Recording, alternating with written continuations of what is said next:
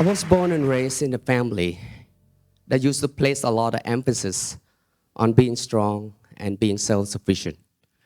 From a very young age, my parents would keep reminding me that the world outside could be really harsh and cold, and that I shouldn't trust anyone outside of our family circle.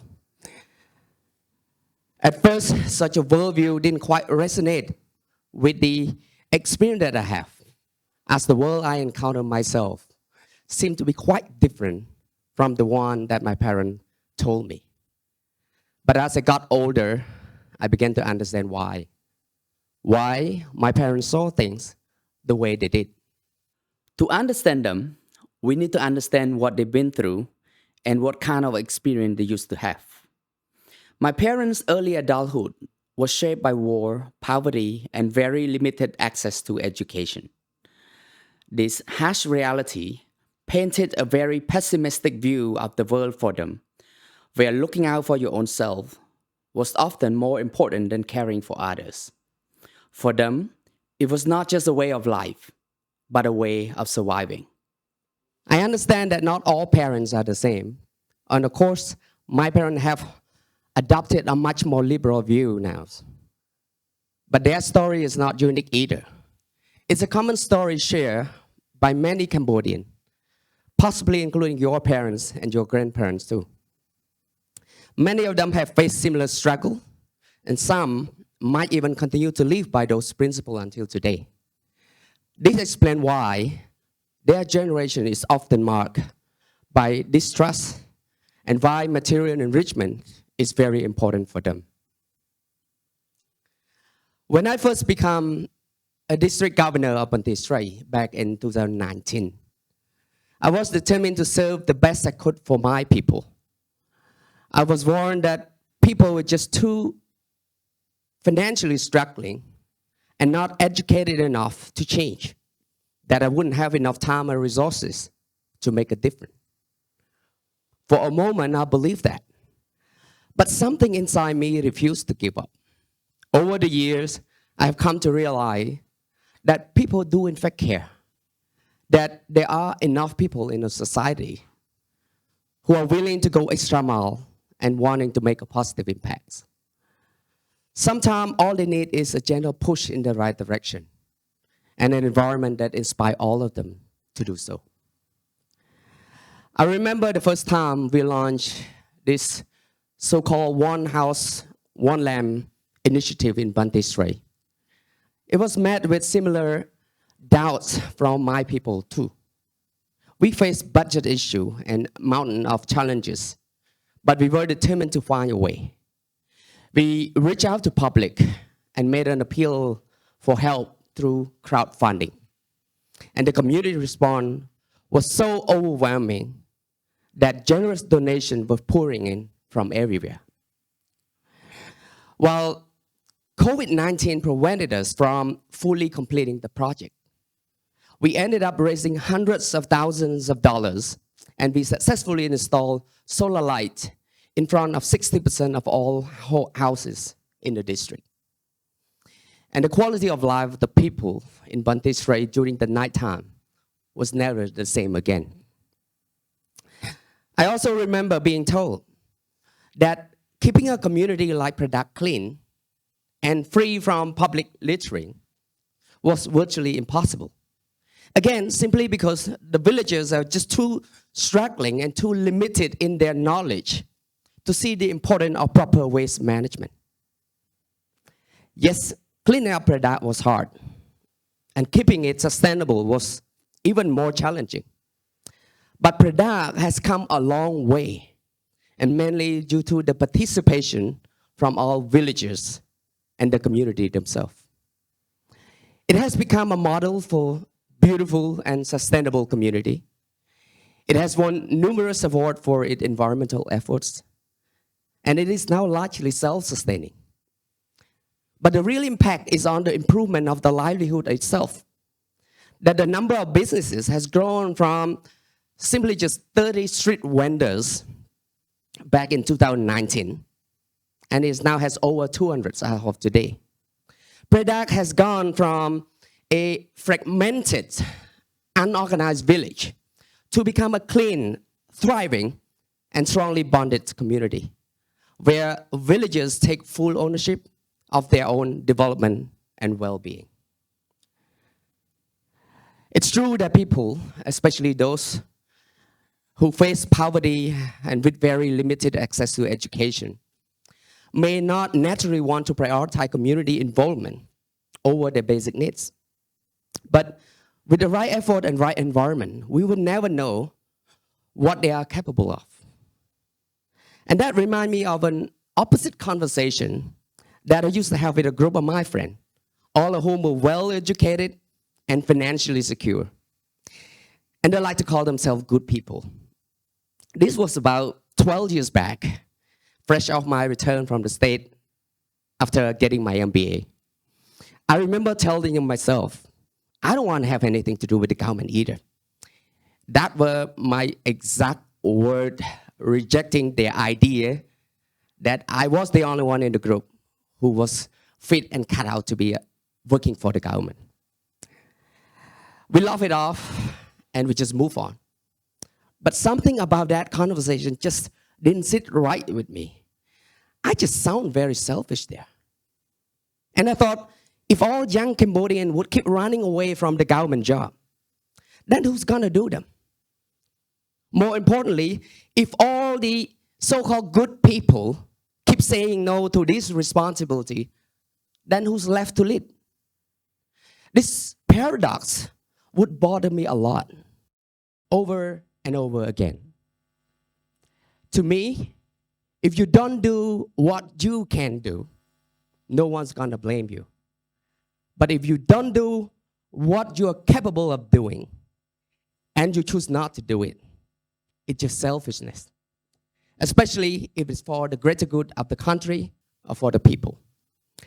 I believe bad things in society happen not because of bad people doing bad things, but more because of good people are not doing anything. Remember, you can still commit injustice by simply taking no action too. A few years later, I would sign up for the government job. And I joined Union of Youth Federations of Cambodia. Little did I know that little small step would lead me to dedicating my whole career in the government. And even before I knew it, 10 years have already gone by. Now, my point in telling you all of this story is your social status and your level of education should not determine whether or not you can make a difference in this world. They should not be the obstacle for you to participate. In fact, given the right circumstances, people from all walks of life can be motivated to help others, and they all can make very positive impacts. However, I do understand that there is a special case for my parents and some other generation as well. I believe there is a legitimate reason why some of them would rather choose to look inward and only care for themselves, especially for what they've been through and what they've gone through. But the problem is that there is a disconnection between the past perception of the older generation and the society we're living in right now. And it's become even more disconnected from the future that we are going to. We know that the future of Cambodia will be quite different from where we are today, and Melanie has perfectly portrayed that for all of us to see. Because of the sacrifice and the contribution from our older generation, we have achieved tremendous progress in reducing poverty, improving education over the past few decades. And thanks to peace, stability, and development, Cambodia is now ready to embark on a new journey that was once thought impossible, and to build a modern society that based more on hopes and dreams. We set eye on becoming middle-income status country by 2030 and become a developed country by 2050. But there's no such a thing as civilized Cambodia without civilized Cambodians. I strongly believe that a thriving Cambodia will have to be built on the success of all Cambodians. And positive contribution from every one of us, especially our youth, will shape the future of our society together. But building a great society isn't just about having a government and its people either. It takes more effort to lubricate all the social friction and allow our society to function correctly and harmoniously. And being a good citizen isn't just about letting the government do the job while we sit back and complain either. We need a fresh mindset of our generation that embraces our responsibility and encourage active participation. We need open conversation and dialogues from those concerned citizens to build a more cohesive society where government and the people work together with each other to meet each other's needs and priority. Of course, it's the government's job to serve the people and make policy that reflects the people's will. But it's also the people's job to take an active role in it. The government can function, pass the law, make decisions, but we won't get to the right quality of life for the people in the community unless everybody is part of it. If you search civic participation in Cambodia, you might be surprised to see that most of examples are about protesting. Some other common results are people taking part in elections and some other political movement. But civic participation, as we know it, is a lot more than just protesting and voting. Sure, voting is important. Speaking up against injustice is very important too. But how about taking ownership and dealing with the most challenging issue in the community? There are many important issues that need our attention right now in our community. To me, there's still not enough youth volunteering for social work, youth considering career in government, youth actively spreading positive messages that benefit our society. Cambodia has the youngest population in Southeast Asia. It's about 2/3 of us are under 30. We can leverage on this so-called youthful energy to boost our economy and to bring about positive changes to our society. That's why our primary focus is not on the older generation who's still healing from past traumas. Instead, we should focus on post-war generation and invest heavily in our youth today and all our children tomorrow. Young Cambodians are born digital. We're seeing highest level of social engagement that we've never seen before, especially among our young generation. The rise of social media gives young people endless opportunity to join in social conversation and to participate in their civic responsibilities. But there are also risks in this digital space. Because, number one, because of the toxic content that's out there. And two, how those young people might use the technology in the wrong way. Now, not everyone in social media is created equal. Some are more influential than others. That's why there's an urgent need for those who have the most influence in the social sphere to understand their impact and to take civic responsibilities seriously for the benefit of Cambodia's future. This special group of people, such as celebrities, thought leaders, monks, politicians, should help set good example, plan the seeds of change, especially help build social movement that shape our future and empower the dreams of others. Middle-class prosperity by 2030 will also require everyone to participate, especially those who are most vulnerable. As society progresses and countries become more developed, there are always people outside looking in and people at the bottom looking up. We need to make sure that we take care of them well, include them in every possible way, and that no one is left behind. The 7 mandates government has clearly prioritized such inclusive policy, especially on those key fronts, such as healthcare, education, social services, and people's livelihood. Even our farmers' fortune are directly linked with our nation's progress too. They too must rise up to the middle income status. My Minister of Agriculture, has often said we don't want agriculture to be a drag that's holding Cambodia's back from achieving its goal by 2030. We want agriculture to be like a kite that lifts us all up into the sky of prosperity together. The government's ultimate goal is to improve the livelihood of all people, bridging the gap between the lower income and the wealthy individuals, as well as the gap between the rural and urban areas, will provide an equal opportunity for every Cambodian to participate and to build an inclusive and more equitable society for all. Ultimately, it won't just change the community itself, but it will change the people in it too.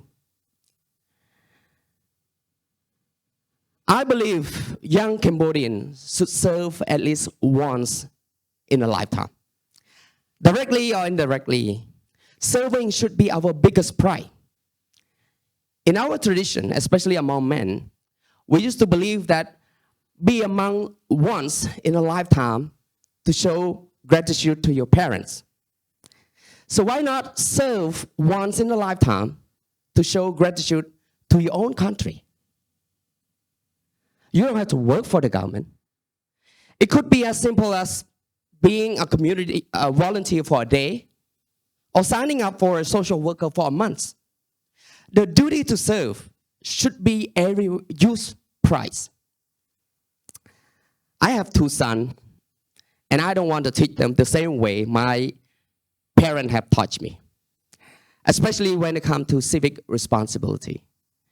I want each one of them to be a good person for our society, be a kind and compassionate citizen who care deeply about our society and want to serve. I believe that we have 2 hands for a reason. One to help ourselves and another to help others.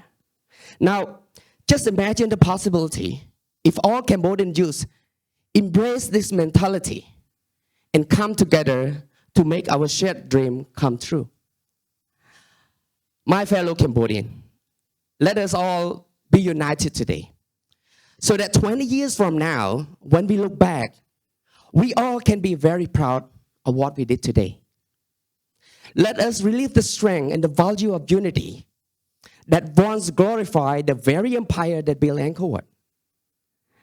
The story of a time will be written by the Cambodian who haven't yet even been born. Let's make sure they write about us correctly. That back in the year 2023, we chose unity over division. We chose love over selfishness. And because of that, Cambodia is strong, prosperous, and thriving for many generations to come. Thank you.